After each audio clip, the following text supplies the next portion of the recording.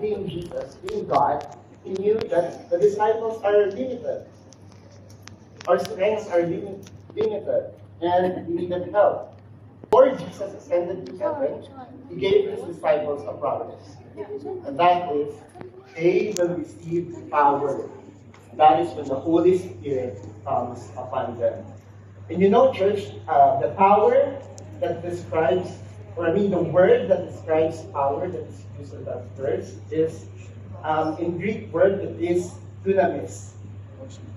Any one of you who can recall what does it parallel with or any word in English that sounds like that dunamis?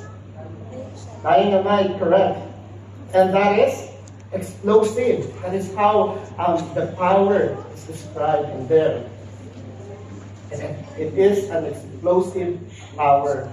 You know, I remember way back in 2020, I know, or I hope that you also remember this, if you are here already in UAE. Remember that building, the image on your right? You know, that building is an unfinished building in Mina Port site area, right? And that is actually an eyesore on that site previously. And the government wanted to bring that down. So I have a challenge for you. Say, example, you're living during that time and the government offered you 100 million dirhams, say, example, and you're gonna demolish that building. Would you sign up for it? Will you be very excited? No? 100 dirhams? You know, 100,000 dirhams or 100 billion dirhams? Not exactly. Is it, you know, but here's the catch. You will be given 100 million dirhams. However, you're gonna do it manually. Would you still accept that? No, right? Because probably you will not finish or you will consume the whole of your lifetime to do that. So the government actually, they did not pay in someone to do that task. But the government used explosives that is planned, that is precise, that is powerful, and on the left, at the swift, what seemed impossible was done. A huge task accomplished because a great power was used. That kind of power, the dynamite, the explosive power, that's just a glimpse, church. Because the power that the disciples received at the Pentecost was far greater. And tonight, we're going to talk about that power. We're going to talk about what it means to live as a witness empowered by the Holy Spirit. So I'm going to propose 3 things of what happens when God chooses ordinary people to be His powerful witness. And the first one is the Holy Spirit empowers them to be His powerful witnesses. We can see here in Acts chapter 2, verses 2 to 4, it says that suddenly a sound like the blowing of a violent wind came from heaven and filled the whole house where they were sitting. And also, they saw what seemed to be tongues of fire that separated and came to rest on each of them. And all of them were filled with the Holy Spirit. They began to speak in other tongues as the Spirit enabled them. So, you know, picturing this, the Holy Spirit came powerfully and showing the presence of God. I remember when, way back home, it was like maybe 2010 or 2009, when a strong cyclone hit our place back home. You know, the wind blew strong and you can hear the howling wind. Can you imagine that? You know, in the Philippines, there are always typhoons and cyclones and another loans. But, you know, it's powerful, right? Imagining that. Because I thought that the roof of our house will be blown away. And that's powerful how it felt. But you know, the wind in the Pentecost, that wasn't nature. It was a powerful sign. It was the Spirit of God came to feel and rested upon the ordinary people. And it's described as the tongues of fire separated and rested on each of the disciples. And when the Holy Spirit filled them, the power of God was displayed. and it was manifested to the people, and they began to speak in languages. Amazing. So growing up, I am a fan of superheroes. So who are fans of superheroes here? Yeah, right? So what really captures us with superheroes is actually not the cool costumes, not the actions, but of course the idea that these people or these superheroes previously back in their life are just ordinary people, but they are given extraordinary power, like Peter Parker. He is just an ordinary student, but given the power, he can do extraordinary things. And going back to the Holy Spirit, we can see this in Peter. Not Peter Parker, but the disciple of Jesus. So in Acts 2, chapter 14, Acts 2, verse 14 says, "But Peter, standing with 11, lifted up his voice and addressed them. 'Men of Judea, all who dwell in Jerusalem, let this be known to you, and give ear to my words.'" So why did that happen? During that time, despite that there are signs and wonders that is displayed, there are also people who are skeptical. They were confused. Actually, they have mocked the disciples and saying, "Oh, they're just drunk." But here, this Peter, yes, that's Peter, the same guy who denied Jesus, the guy who was feared, who actually feared because he was associated with Jesus. But now, after being empowered by the Holy Spirit, he did not only stand up church, but he raised his voice and boldly explained what was happening. He was actually defending God's word here without hesitation. After that, he preached. And the Holy Spirit filled his message that it reached deep into the hearts of the people. And realizing that this wasn't just good speaking, but it was the power of the Holy Spirit. And the same Peter who once hid in fear was now speaking with courage and clarity. And that's what the Holy Spirit does. He transforms people into bold witnesses. How many of you wanted that boldness and courage? As followers of Christ, we all know how hard it can be to share our faith. In our workplaces. Maybe we feel shy, we feel scared, we feel unsure, we worry. What if they laugh? What if I mess up? What if I don't have the right words? Our excuses goes on and on and on. But the truth is, the Holy Spirit who empowered Peter is the same living in you and living in me. He gives courage not based on our personality or skills, and not even our past. Peter's past. That's nothing. But it's actually on God's power. He doesn't choose only the confident or outgoing. You might say, "Oh, I'm too introvert," but He uses anyone He chooses. And be willing, church.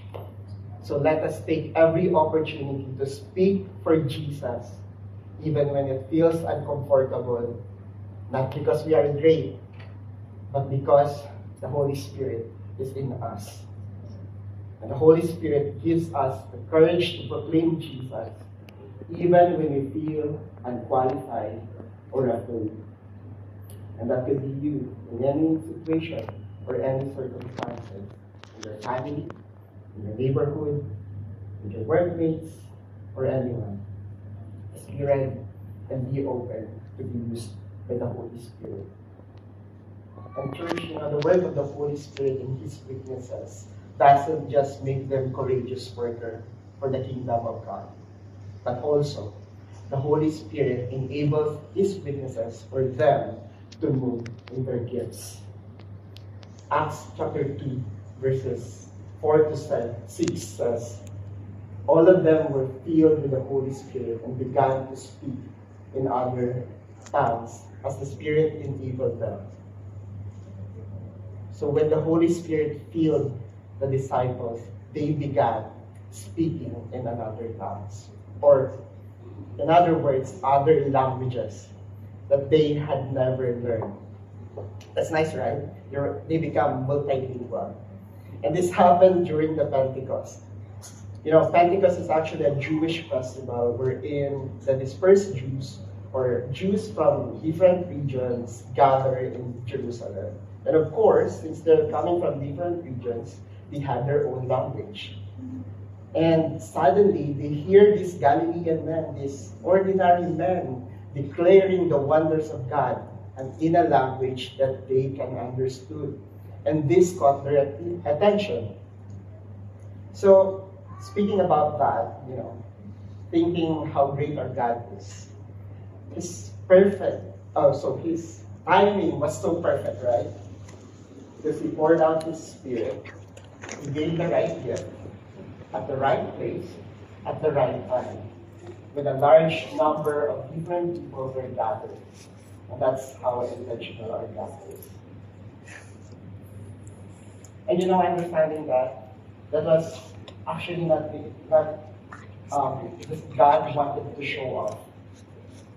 It wasn't about the people being impressed of how multilingual the disciples could be. But it was actually about the message of God. That God is using his natural gift to draw people to himself. And that benefited not only the Jews, because in Acts 2:11 it says, both Jews and the proselytes, the Hittites, the Arabians, we hear them telling in our own tongues the mighty works of God. The gifts were not for the disciples to get praise, as I said a while, but for people to hear the message of the Lord and his kingdom. And it's clear that the message is not only for the Jews. The Gentiles has also experienced the supernatural power of God. Church, I was trying to contemplate on this and realizing this in the context of ministry. God keeps me reminded that we're not building stars or celebrities in the kingdom of God. We don't want people to point them to ourselves, but rather wanted them to be pointed to Jesus. Because the Holy Spirit gives each and every one of us the gifts, the skills, the talents, not to make us impressive, but to reach others for Christ. The Holy Spirit uses our gifts to attract others to the gospel. Because the Spirit didn't just came upon us to make us feel good, but it came to make us useful. And I believe that the more we move in our gifts, the more we make space and opportunities for the people or for others around us to encounter God through our lives. People in our workplaces, people in our communities, people in every nation. So don't underestimate what God has put in you. Your gift matters, church. You're part of what God is doing here. If you don't know yet your gift, ask the Lord. Ask Him. And also ask Him for the purpose of your gift. Because here's the best part. You know the best part? The best part is witnesses don't do the work alone. That's not right. Because the Holy Spirit equips His witnesses or equips them to serve together as a body. So I told you a while ago that Peter preached powerfully. And the Spirit moved his message and cut through the hearts of people. We read that in the verse, right? And about 3,000 believed in Jesus and were baptized. The church instantly grew from around 120 to over 3,000 disciples. And church, here's the reality. The Holy Spirit didn't just gather a crowd, but He built a community. He helped them to live together, to serve together, and grow together as one body. Acts 2, chapter 42 to 44 says, and they devoted themselves to the apostles' teaching and the fellowship. That's beautiful, right? When the believers didn't just say yes to Jesus. After receiving Jesus, they didn't just say yes and okay, bye, kalas. They went home and back to their normal lives. But they committed and devoted themselves fully. I was reminded again did this. So, I don't know about you, but now every start of the year, I wanted to do something for myself. So I signed up in a gym membership. And I was so excited at first. I paid for 3 months and thinking that, okay, this will be a start of a new lifestyle. But, who's like me, signing up for a gym, and then after that, oh, I was bored. I'm too tired. My body is sore. I cannot go anymore. And then after 3 months, that membership got cancelled. Kalas. But looking at this, the early church wasn't like that. Being part of the body wasn't just something we signed up for, and then when it is convenient, or it is when we are excited. But the church, or the early church, developed themselves. They learned God's word, they fellowship together, they prayed together, and they remembered Jesus' death and resurrection together. They ate together. It was a shared life empowered by the Holy Spirit. And it didn't stop there. It says there all who believed were together and had all things in common. The Holy Spirit moved in their hearts and they become radically generous. In Acts 45 also, it says that they shared what they had. And church, this is not because someone forced them to do it. They met each other's needs and their daily lives attracted people, and the Lord naturally added to them day by day. So every nation, this is similar to what is happening with our core group, right? That as a church community, we care for one another, we encourage each other to obey God, reach out to others, and we exalt Jesus. I witnessed in our church that through discipleship groups, people are experiencing the gospel and response to accepting Jesus Christ as their Lord and Savior.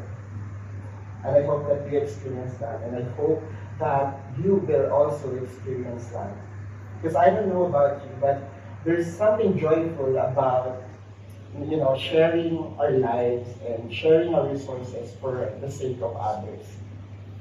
And seeing someone who come to know Jesus because of it, it fills our heart with so much joy. And it also encourages us to all the more repeatedly do those acts, and more and more and more and more people will be drawn to Jesus. So if you are not a member of Core Group yet, my prayer is that you will experience Jesus, and you will also experience the goodness of God through the community that we built here. So please reach out to our discipleship team. May come on, disciplship team. We have a discipleship booth outside church. Please visit that. Because the Holy Spirit mobilizes the whole church to care for one another, as well as bring others to Christ. When the Holy Spirit is at work, no one is a spectator. No one just sits and watches. He moves with each one of us so that we can take part. Whether it is for meeting a need, offering a prayer, opening a door for someone to encounter Jesus. And reflecting on all of these things that we have just learned and looking around us, when you come to think of it, there are still many people who need to hear the gospel. Right? Imagine in your family, imagine in your workplace, or when you gotta zoom out, imagine in the full world. And also imagine in your situation. The task might be overwhelming, right? And the task before us is actually great. It's huge. But reminded of that story again, of that peanut building, a massive structure, huge structure, brought down in just guess how many seconds? It was just brought down in 10 seconds through the power of controlled explosive. And it's a picture of what great power can do. And as a follower of Jesus, we need that kind of power, that human strength, that the power that Jesus promised in Acts 1. Said there that you will receive power when the Holy Spirit come upon you, and you will be my witnesses in Jerusalem, in all Judea and Samaria, and to the end of the earth. And this power is not just for a few. It is given to the whole church community. It's given to the witnesses of Jesus, to us. So I wanted to tell you my story that I would call Lucy. You know, I will tell this story not because I am special or the man that I will talk about is special, but rather I wanted to tell this because this could happen to us. So church, I remember a time when I am struggling to share the gospel, especially with other men, because I am intimidated, I am insecure, and I feel unqualified because of my past. But one day, the Holy Spirit stirred something in me and gave me the courage to speak with a man I barely knew. You know, what I didn't realize was this man is actually going through a dark, hopeless season in his life. He wanted to commit suicide. And so I invited him to the church, and he came. And that Saturday evening, he experienced something powerful. You know what he told me later? He told me about how warm the ushering team welcomed him, and how the presence of God in worship, and how he felt the prayer of every people in this church, and the most of all, the preaching of the word, all spoke directly into his heart.